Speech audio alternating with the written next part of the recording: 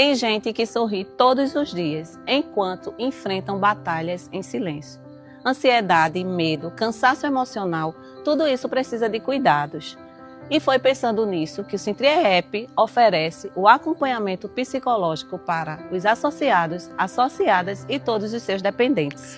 E hoje seguimos avançando, cuidando não apenas da vida profissional dos nossos associados, mas também daquilo que muitas vezes ninguém vê, a saúde emocional, o sofrimento silencioso e os desafios enfrentados dentro de casa.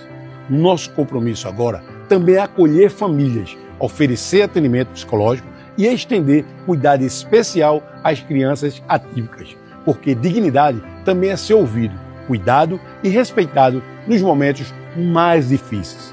Esse é mais um passo de um sindicato que acredita nas pessoas, na empatia e no valor da vida humana.